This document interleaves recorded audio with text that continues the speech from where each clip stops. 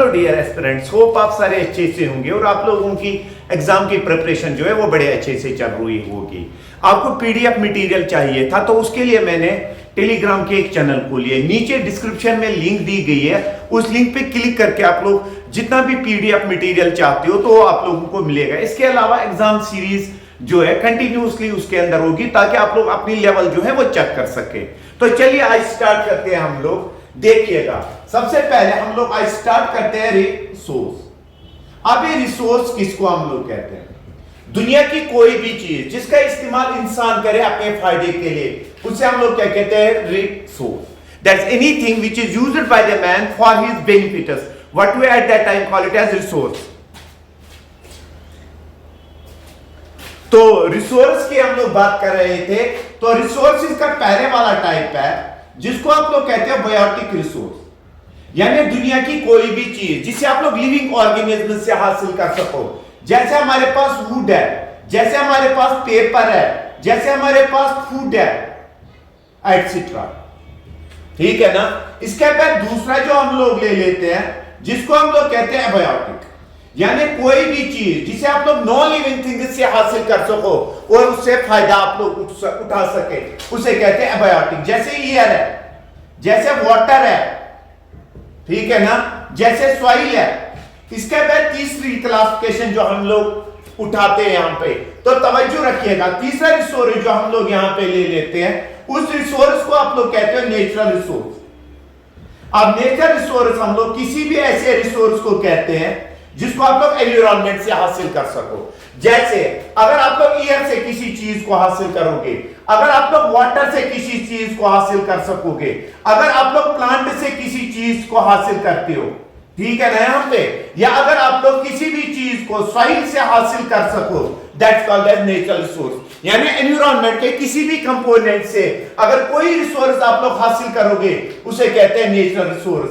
अब natural resources के दो टाइप्स हैं। पहले वाला हम लोग ले लेते हैं रिन्यूएबल। याद रखिएगा, रिन्यूएबल रिसोर्स। अब ये रिन्यूएबल रिसोर्स किसको कहते हैं? रिन्यूएबल रिसोर्स ऐसे मैं आपको समझाता हूं। आप लोग एक जंगल ले लें, उसको आप लोग काट दें, लेकिन 10 सालों में और एक जंगल आप लोग ग्रो कर सकते हो। यानी वो रिसोर्स जो दोबारा बनते हैं, जिनको रिन्यू होने में कम समय लगता है, that is renewable in short time. Renewable in short time, इनको हम लोग क्या कहते हैं? What we at that time called as renewable. Renewable जो हमारे पास है रिन्यूएबल रिसोर्स है, इसके दो टाइप्स है। पहला वाला रिसोर्स जिसको हम लोग कहते हैं एग्जॉस्टेबल। एग्जॉस्टेबल रिसोर्स आप लोग उस रिसोर्स को कहते हो जो जल्दी जल्दी खत्म होंगे। जैसे हमारे पास अगर एग्जॉस्टेबल में देखें कोल, जैसे हम लोग ले लेते हैं पेट्रोलियम, जैसे हम लोग ले लेते हैं नेचुरल गैस, ठीक है ना। तो दूसरे वाला टाइप जो उठाते हैं जिसको हम लोग कहते हैं इनएग्जॉस्टेबल, यानी ये वो रिसोर्स है जो इतनी तादाद पे जमीन पे प्रेजेंट है कि आने वाले समय में कभी भी खत्म नहीं होंगे। जैसे सोलर एनर्जी है, जैसे विंड एनर्जी हमारे पास है, ठीक है ना। तो दूसरे वाला टाइप जो नेचुरल रिसोर्स का उठाते हैं जिनको हम लोग कहते हैं non renewable. Non renewable resource हम लोग कहते हैं उन वाले रिसोर्सेज को जो कभी रिन्यू नहीं होंगे, दोबारा नहीं बनेंगे। जैसे हमारे पास मिनरल्स है, मिनरल्स है, ये किस में आ जाते हैं? नॉन रिन्यूएबल में। ये तो हमने सिंपल सी एक क्लासिफिकेशन ले ली किनकी रिसोर्सेज की। चलिए अब हम लोग थोड़ा आगे जाते हैं। अब अगर हम लोग यहां पे ले लें, यहां पे देखिएगा, ये आपकी जमीन है। जमीन के इर्द गिर्द हम लोग ले लेते हैं कवर प्रेजेंट है, गैसेस का एक कवर, ठीक है ना।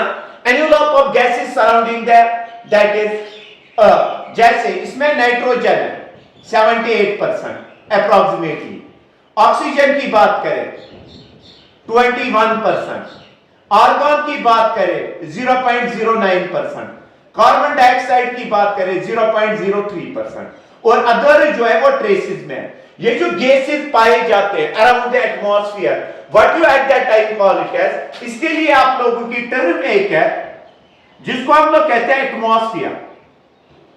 यानी एटमॉस्फेयर में क्या प्रेजेंट है आप लोगों का ही है, ठीक है ना। यहां पे तो एटमॉस्फेयर है that is envelope of gases, envelope of gases around earth, around earth, यानी अर्थ के इर्द गिर्द जो ये गैसेस का कवर होता है उसको हम लोग क्या कहते हैं, एटमॉस्फेयर।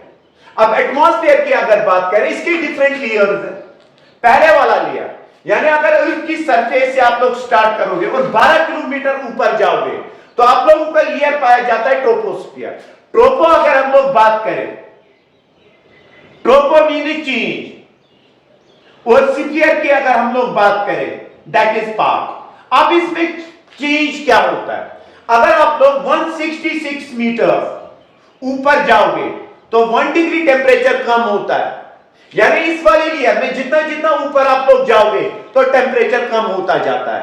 अब इस लेयर में टेम्परेचर का कम होना, इसे हम लोग कहते हैं एडियाबैटिक लैप्स रेट, यानी एडियाबैटिक लैप्स रेट हम लोग कहते हैं कि टेम्परेचर का कम होना, कम या ज्यादा होना। जबकि ट्रोपोस्फियर में कम होता है तो इसे कहते हैं हम लोग नेगेटिव एडियाबैटिक लैप्स रेट, यानी इस वाले लेयर में कंटिन्यूअसली जितना जितना आप लोग ऊपर जाओगे टेम्परेचर कम होता जाएगा। दैट इज व्हाई इंग्लिश में एक प्रोवर्ब है, higher we go cooler we feel. और 90% गैसेस जो एटमॉस्फेयर है में वो इसी के अंदर पाई जाते हैं, किस वाले में, ट्रोपोस्फियर में। जहां पे ट्रोपोस्फियर खत्म होता है उस वाले पार्ट को हम लोग कहते हैं ट्रोपोपास। अब ट्रोपोपास से ऊपर नेक्स्ट वाली लेयर हमें स्टार्ट होती है, जिस लेयर को आप लोग कहते हैं स्ट्रेटोस्फियर। देखिएगा, इस वाली लेयर को कहते हैं स्ट्रेटोस्फियर, और एक नाम इसको कहते हैं ओजोनोस्फियर। ये ओजोनोस्फियर इसलिए कहते हैं क्योंकि इसके अंदर ओजोन गैस पाई जाती है। और जहां से ट्रोपोपास से स्टार्ट होता है कौन, स्ट्रेटोस्फियर, और 15 से 30 किलोमीटर तक ये पाया जाता है कौन, स्ट्रेटोस्फियर। यहां पे क्या होता है, टेम्परेचर इंक्रीज, यानी इस लेयर में टेम्परेचर इंक्रीज होता है जैसे जैसे ऊपर आप लोग जाओगे। जिस जगह पे स्ट्रेटोस्फियर खत्म होगा उसको कहते हैं स्ट्रेटोपास। अब देखिएगा, उसके बाद थोड़ा आगे चलते हैं, जहां स्ट्रेटोपास से ऊपर जब आप लोग जाओगे तो उस वाली लेयर को कहते हैं मीजोस्फियर, और इसकी थिकनेस होती है 80 किलोमीटर। और इसमें क्या होता है, इसमें टेम्परेचर जो होता है वो होता है टेम्परेचर डिक्रीजेस। इसके बाद अगर जहां पे मीजोस्फियर खत्म होगा उस वाले पार्ट को हम लोग कहते हैं मीजोपास।